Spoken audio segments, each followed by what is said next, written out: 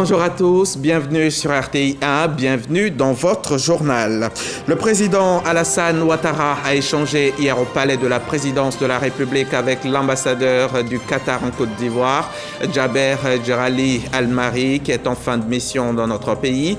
Le diplomate qui est allé faire ses adieux a évoqué avec le chef de l'État les relations de coopération entre la Côte d'Ivoire et le Qatar. Et ces images, c'est avec le président du PDCI.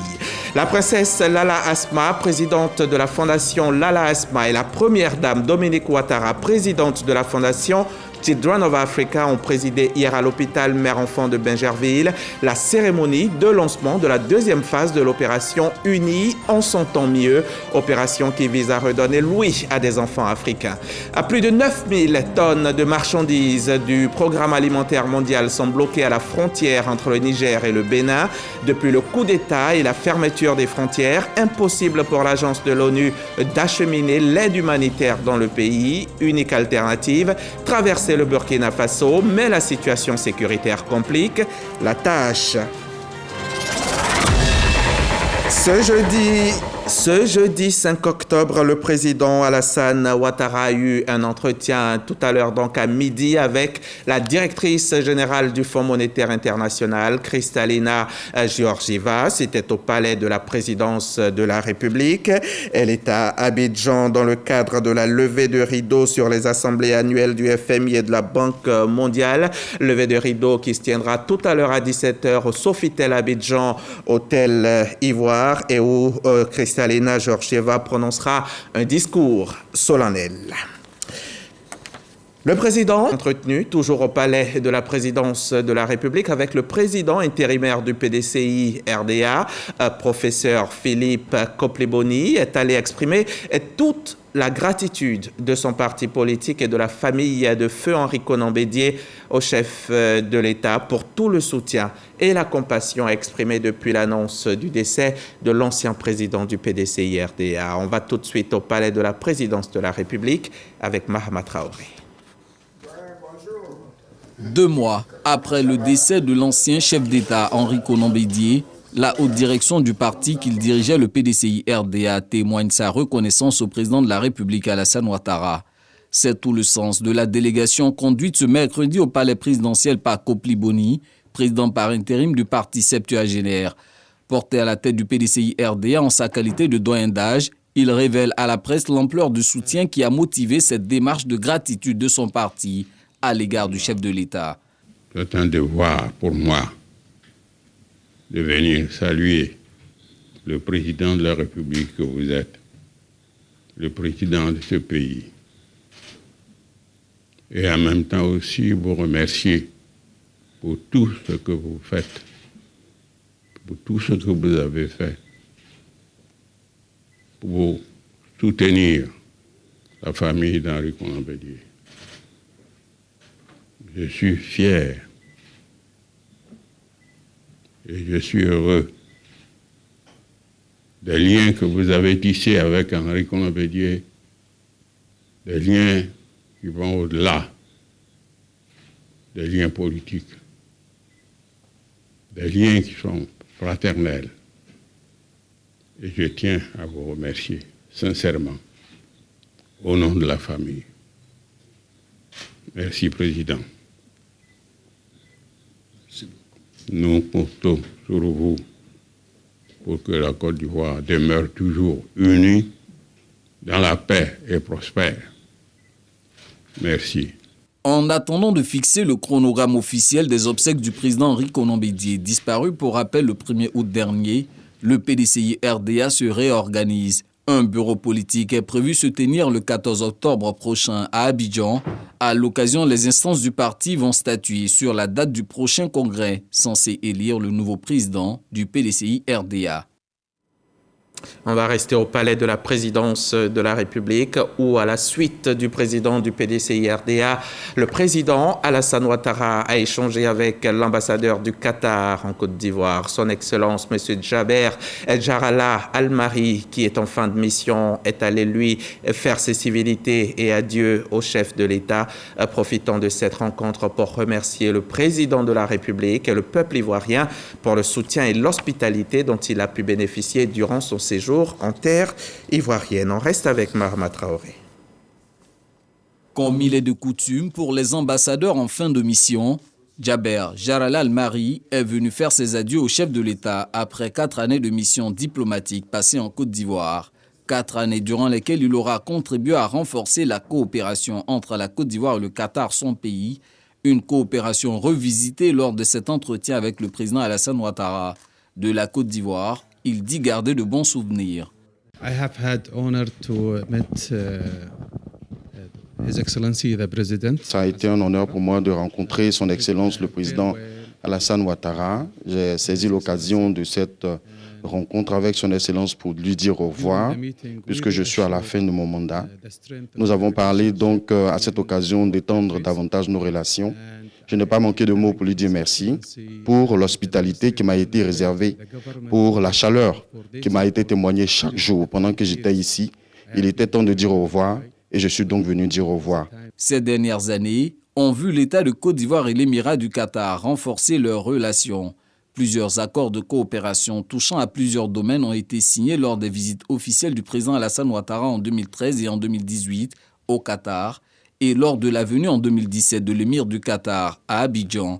Dans cette dynamique, la Côte d'Ivoire a ouvert une ambassade au Qatar en 2018. Un reportage de Mahama Traoré, Ambroise Assema et Célestin Frodo. Voilà donc pour les activités du chef de l'État. C'est parti pour la phase 2 du programme Unis, on s'entend mieux. Un programme de la Fondation Lala Asma du Maroc. Hier, mercredi, l'hôpital Mère-Enfant de Bingerville a accueilli Son Altesse Royale et la première dame Dominique Ouattara pour le lancement du programme. Une cérémonie marquant également le début d'un partenariat significatif entre la Fondation Lala Asma et la Fondation Children of Africa. Le reportage de Viviane Naïma. Malgré l'horrible tragédie que vient de vivre son pays il y a à peine un mois, à travers un tremblement de terre qui a fait de nombreux morts, la princesse Lala Asma, sœur du roi Mohamed VI du Maroc, a effectué le déplacement à Abidjan pour parrainer en personne le lancement ce mercredi 4 octobre de la deuxième phase du programme Pose d'implants cochléaires pour enfants sourds. Moment intense donc que sa présence qui traduit l'engagement de la princesse ainsi que celui de la Fondation Lala Asma, a redonné espoir aux enfants atteints de surdité en Afrique. Déjà en octobre 2022, la Fondation Lala Asma avait fait partir au Maroc 30 enfants sourds, originaires de Côte d'Ivoire et de plusieurs autres pays africains, pour être opérés et recevoir gratuitement la pose d'un implant cochléaire leur permettant de retrouver l'ouïe. La deuxième édition du programme Unis, on s'entend mieux, initié par la Fondation Lala Asma, se déroule cette année 2023 à Abidjan, dans les locaux de l'hôpital Mère-Enfant de la Fondation Children of Africa de la première dame Dominique Ouattara. Pour cette année, ce sont 24 autres enfants originaires de Côte d'Ivoire, du Kenya, du Mali, Togo, Burkina Faso, qui vont bénéficier à leur tour gratuitement de poses d'implants cochléaires. Dans le cadre de ce programme, la Fondation Lala Asma a fait venir du Maroc 5 professeurs de médecine. La première dame de Côte d'Ivoire, Dominique Ouattara, et la princesse Lala Asma ont rendu visite aux petits patients hospitalisés après leur intervention chirurgicale et qui commencent déjà à entendre. La Fondation Lala Asma vient aussi de faire don à l'hôpital Mère-Enfant de matériel opératoire de grande précision pour permettre à cet établissement hospitalier de pointe d'effectuer sur place la pose d'implants cochléaires. D'ailleurs, dans le cadre de la visite de la princesse Lala Asma, une convention a été signée ce mercredi 4 octobre entre la Fondation Children of Africa et la Fondation Lala Asma. L'engagement de la Fondation Lala Asma s'étend au partage de connaissances et d'expertise.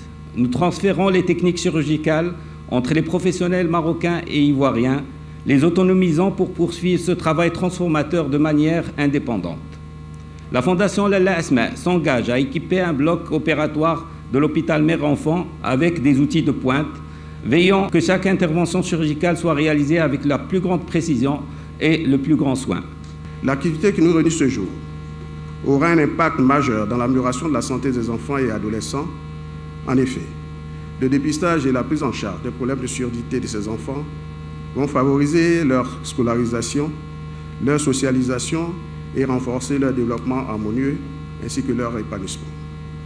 Cette importante activité, menée donc au sein de HME par les fondations Children of Africa et la fondation de Votre Altesse Royale Lala Asma, est le fruit d'une coopération sud-sud dans le secteur de la santé, consolidant les relations fraternelles et historiques qui existent entre notre pays, la Côte d'Ivoire, et le Royaume du Maroc. La première dame de Côte d'Ivoire, présidente fondatrice de Children of Africa, s'est réjouie de la collaboration entre les deux fondations. Suite au séisme qui a récemment touché le Royaume du Maroc, je vous demande d'observer une minute de silence en mémoire de toutes les victimes, s'il vous plaît. Je tiens à renouveler mes sincères remerciements et toute ma gratitude à Son Altesse Royale pour la mise en œuvre de ce programme. Par ailleurs, je vous prie de transmettre notre meilleur souvenir et notre sincère reconnaissance à Sa Majesté, le roi Mohamed VI, pour sa vision humaniste et la solidarité dont il fait preuve envers les enfants d'Afrique.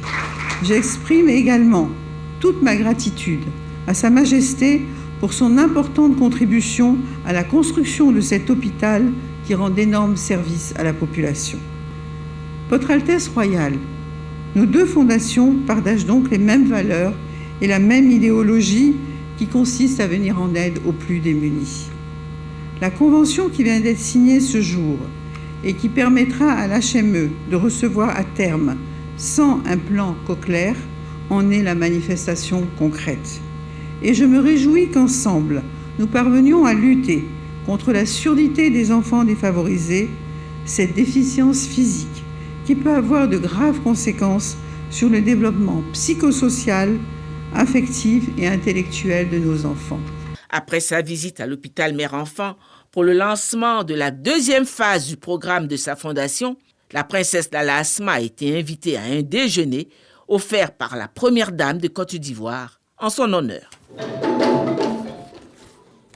Un reportage signé Viviane Aïma et Zakaria Traoré. Depuis 5 mois, une vingtaine de sous-officiers des forces armées de Côte d'Ivoire étaient en formation. Ils ont été outillés spécifiquement aux techniques d'état-major, les fonctions de leur niveau au sein d'un état-major, d'un centre opérationnel ou d'une division. Leurs diplômes de fin de formation leur ont été remis cette semaine en présence du chef d'état-major général des armées et de notre spécialiste maison des questions militaires, Abou Sanogo. Cette formation a permis aux 22 stagiaires issus des armées de terre, air, marine et des forces spéciales d'avoir des prérequis nécessaires au travail collaboratif indispensable dans un état-major organique et opérationnel. Ces 22 stagiaires sous-officiers de la première promotion de la formation aux techniques d'état-major ont reçu leur diplôme, marquant la fin de 5 mois de formation des mains du chef d'état-major général des armées, le général de corps d'armée Lassina Doumbia. L'adjudant-chef Nguessan Yao Symphorien a exprimé sa gratitude au chef d'état-major général des armées. Nous tirons de très bonnes leçons de cette formation que déjà beaucoup d'entre nous mettent à profit dans l'accomplissement des tâches à eux confiées. Pour le chef d'état-major général des armées, la formation aux techniques d'état-major s'inscrit dans la continuité des actions entreprises par l'état-major général des armées pour réformer le curricula de formation et renforcer les capacités des personnels en vue de les rendre plus compétents et plus professionnels. La complémentarité entre l'officier et le sous-officier demeure l'un des ressorts de la fluidité du travail d'état-major. Partout où se conçoivent les ordres, les plans d'opération, partout où s'initie le travail de réflexion, le sous-officier doit trouver sa place et nous devons lui en donner les moyens. L'adjudant Tano Kofi Julien rentre ainsi dans l'histoire en devenant le major de cette formation aux techniques d'état-major dédiée pour la toute première fois aux sous-officiers.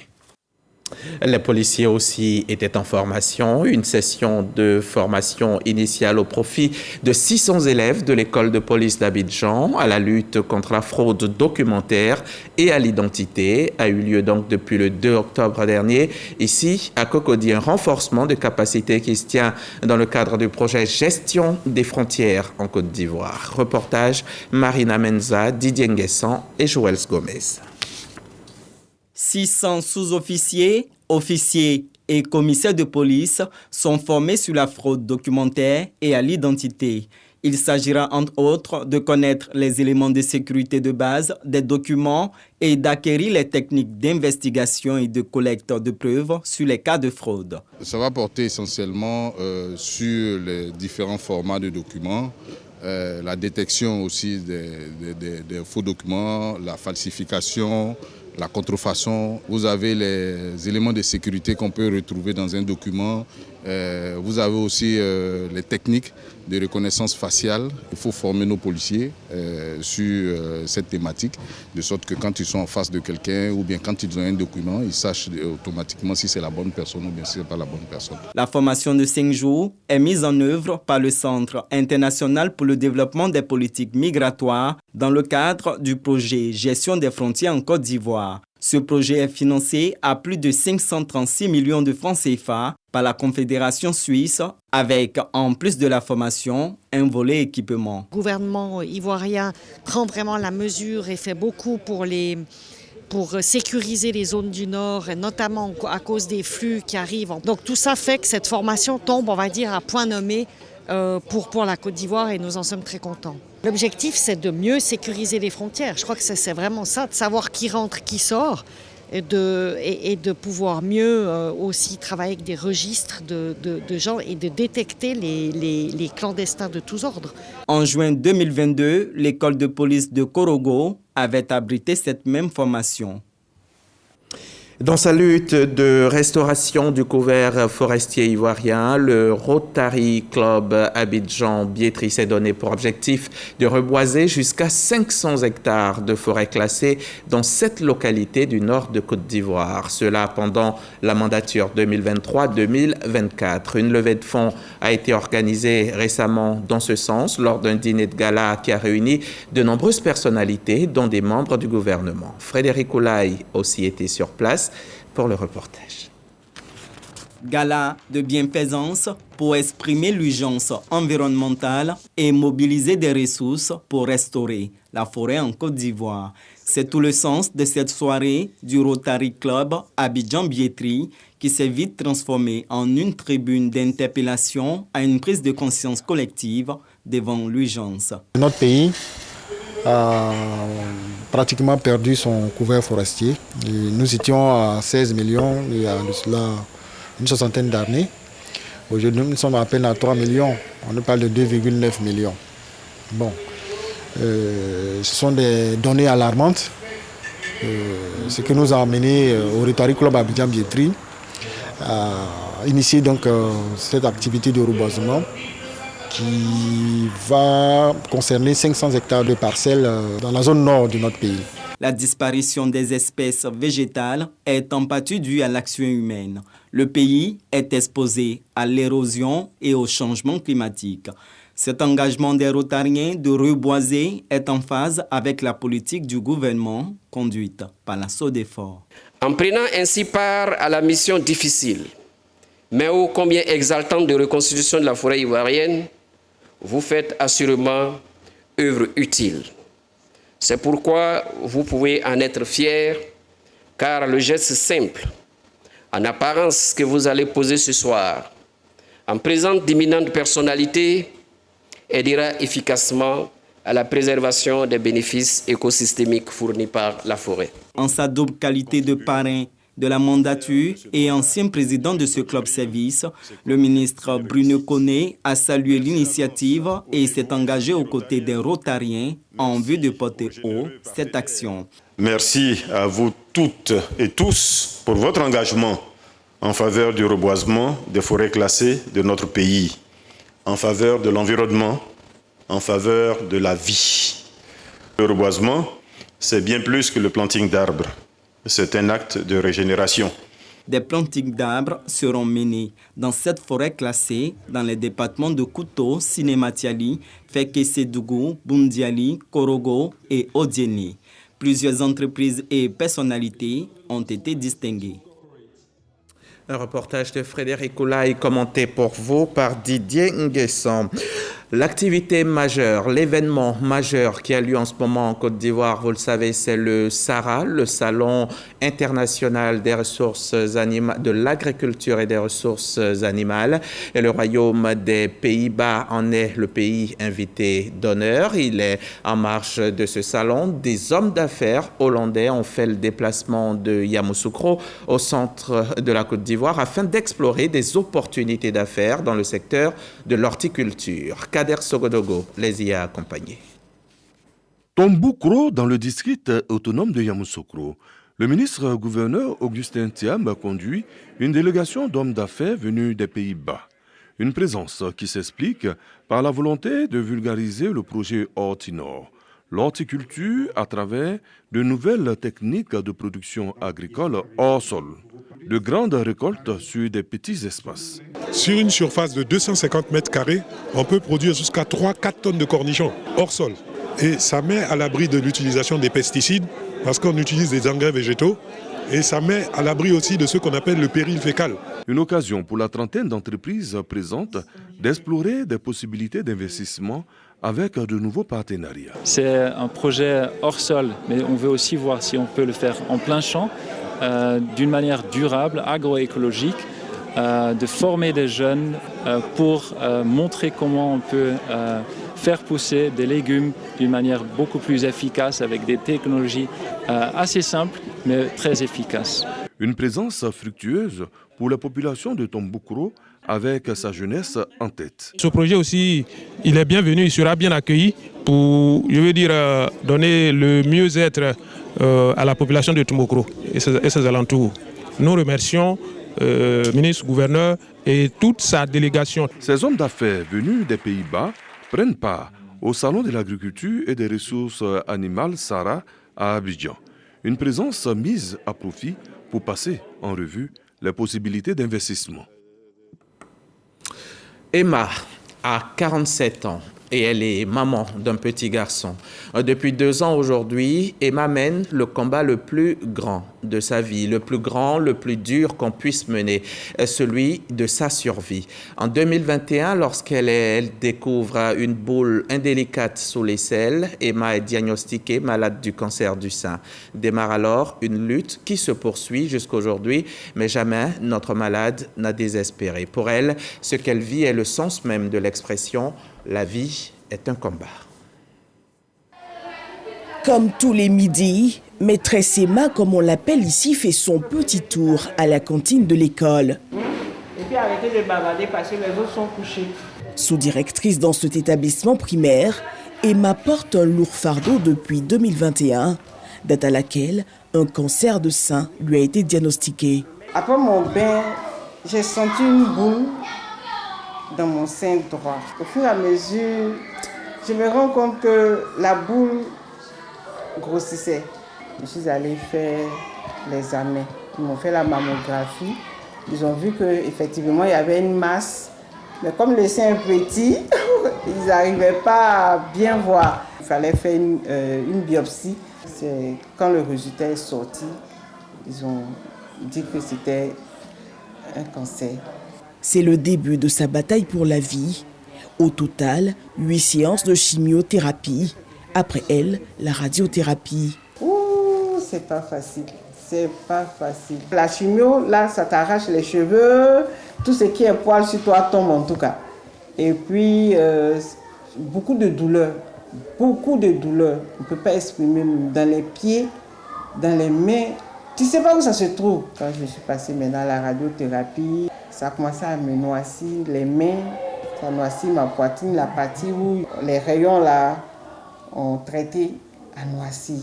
Tu peux pas, même une feuille, prendre une feuille comme ça, c'est pas facile. Tu perds tes empreintes, tout quoi. Au niveau des pieds aussi pareil. Ça sèche les pieds. Par moments, tu peux pas bien marcher parce que tout est sec.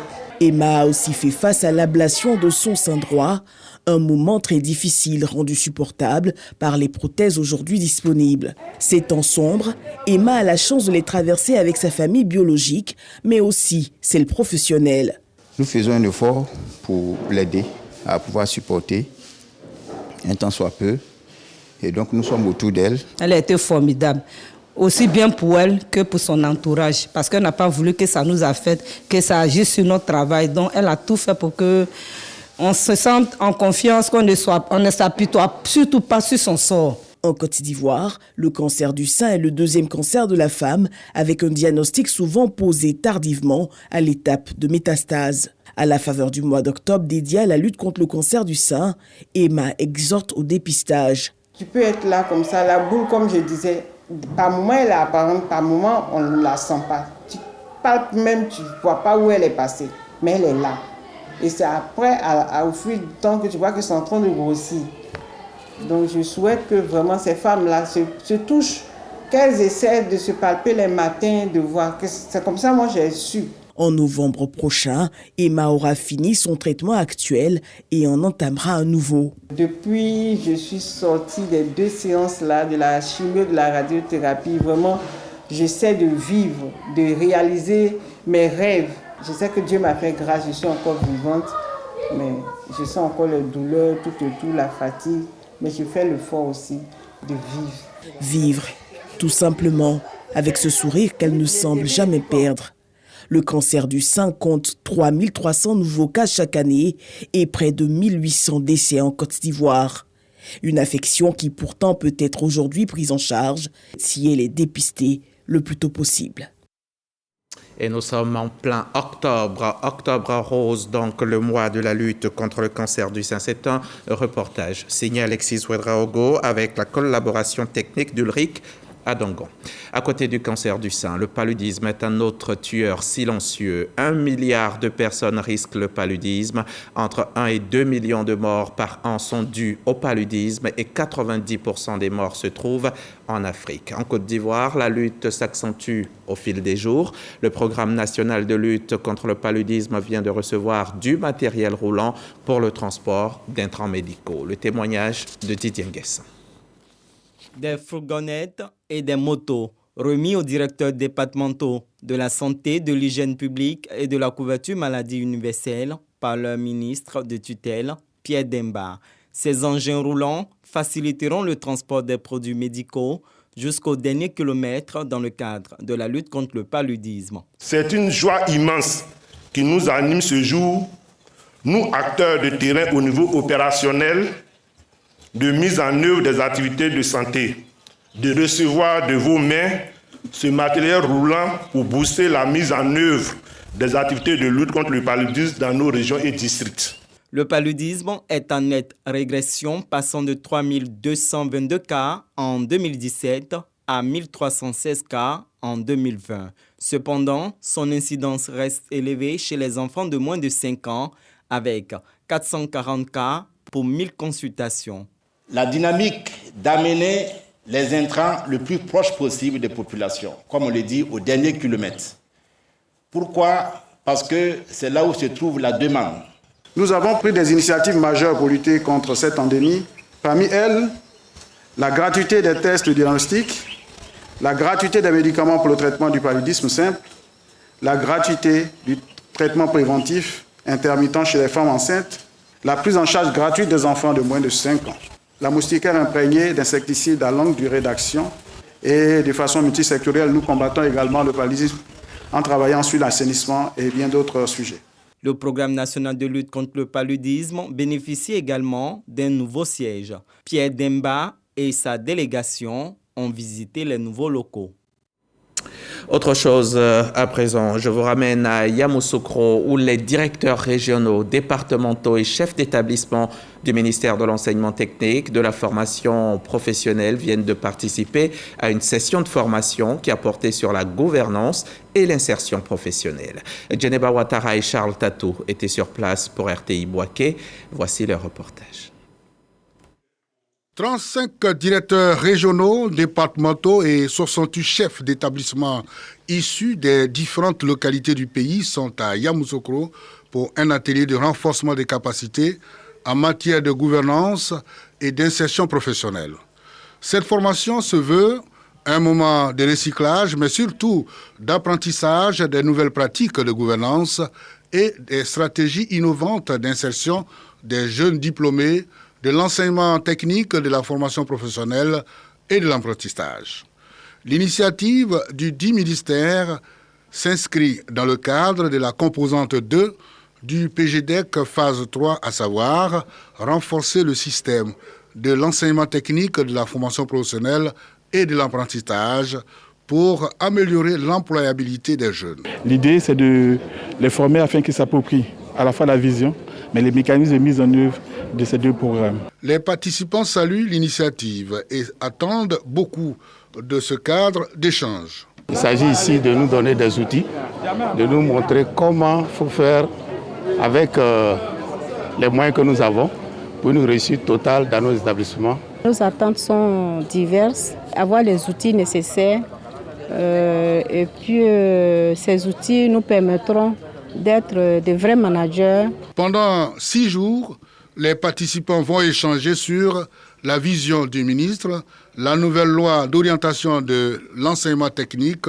de la formation professionnelle et de l'apprentissage, le rôle et les missions des directeurs régionaux, les stratégies d'insertion professionnelle, de l'amélioration continue. 9000 tonnes, plus de 9000 tonnes de marchandises du programme alimentaire mondial sont bloquées à la frontière entre le Niger et le Bénin. Depuis le coup d'État et la fermeture des frontières, impossible pour l'agence de l'ONU d'acheminer l'aide humanitaire dans le pays. Et pour se rendre au Niger, les convois du PAM empruntent habituellement 2 itinéraires via le Bénin et le port de Cotonou ou par le Nigeria. Ces 2 routes sont désormais fermées. Unique alternative donc, traverser le Burkina Faso, mais la situation sécuritaire complique la tâche. Des discussions sont en cours entre le PAM et les autorités nigériennes. Objectif, permettre l'ouverture d'un corridor humanitaire. Point final. Ce journal s'arrête ici. Merci de l'avoir suivi. Merci de votre confiance et on se retrouve ici même demain à 13h.